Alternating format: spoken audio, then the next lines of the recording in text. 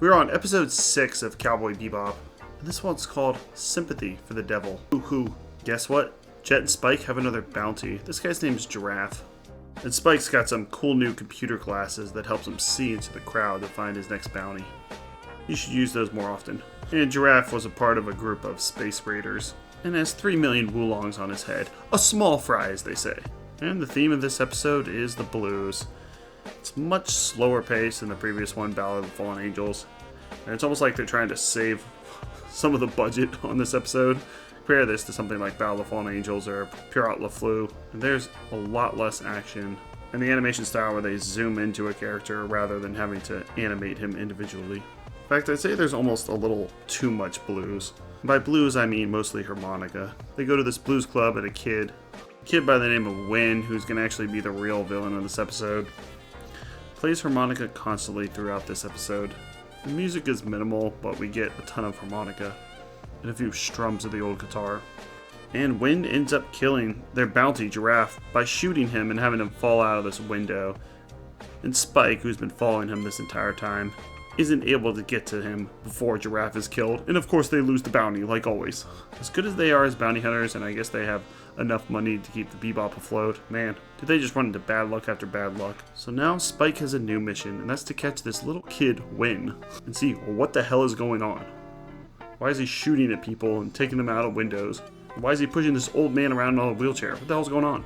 Spike is able to pick up this ring off the dead body of Giraffe, and they do some research on this kid, Win, and find that pictures of him from 30 years ago, and guess what? He looks exactly the same. He still looks like a 10-year-old boy. 30 years ago, and he still looks like a 10-year-old boy. So it looks like he's not aging. And Spike will also run into another problem where it's also impossible to kill him. Spike tracks him to this warehouse, and this is where we have the first of 2 confrontations of Win in this episode.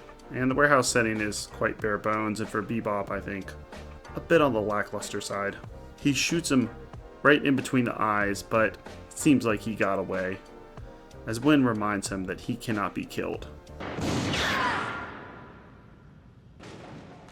They do introduce 2 cool new Bebop gadgets, the first being the sunglasses that lets them zero in on the bounty, and another one called the Alpha Catch, where they attach it to the dead body of the old man and are able to read some of his thoughts. So in order to get some clues on how to catch this little kid and stop him, they read the thoughts of the old man that Win was using as a front, since if he just went around as a 10-year-old kid, people might get a little suspicious. But if he's pushing this guy in a wheelchair, I mean, who knows? Maybe it's like his dad or something. They'll let him into these nightclubs. He could play his harmonica. He can catch a cab.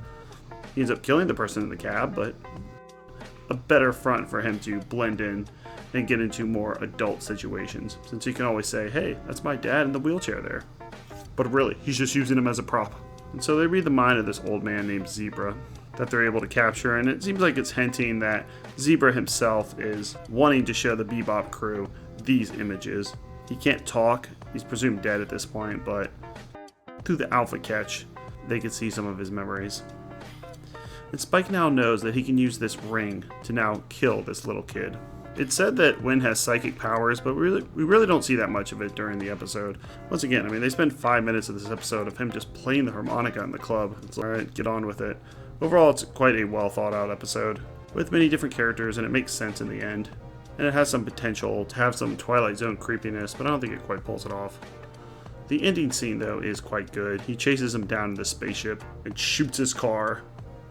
And this location is a lot more visually interesting. Looks like he's in Mad Max driving into some type of oil field. Much more interesting than when Spike saw him before in a warehouse. And this time he shoots him again, right in between the eyes, but this time he has the ring. So it looks like he puts the ring into the bullet and it goes and kills him. It turns him into his real age, because really Win is not 10 years old. He's hundreds and hundreds of years old. So it turns him into his real age, which ends up killing him. I think I'm going to give Sympathy for the Devil a 5. It's one that stands out as being more creepy than most other episodes, and having a little kid as a villain. They're not going to do that again. So it's definitely one I remembered, but rewatching it, I really don't think it's towards the top tier. And it's unfortunately going to fall into average territory. For a regular series, this would be quite good. But for Bebop, especially coming off of Ballad of the Fallen Angels, I think Sympathy for the Devil is average. I do like how in this episode, Even though the show is about bounty hunting, so many times it veers off of that. In this case, they're catching a bounty giraffe, but he actually dies early on in the episode, and it shows that Spike is not just about money, but also really cares about justice and stopping this kid, since he knows he's going to go around killing more people as he does, and he knows that he has the only ring that can stop him. So as much as we get his vibrato, I just don't really care about anything except myself. He actually does. He wants to stop this kid because he knows it would be better for society, and he gets no reward for it. Well, I give him a reward. I give you a pat on the back, Spike, but you're not going to get any woolongs. Sorry. I mean, if the police only knew that it was this kid that was going around killing people, then he would have a bounty on his head. But he was too smooth. He had a good front.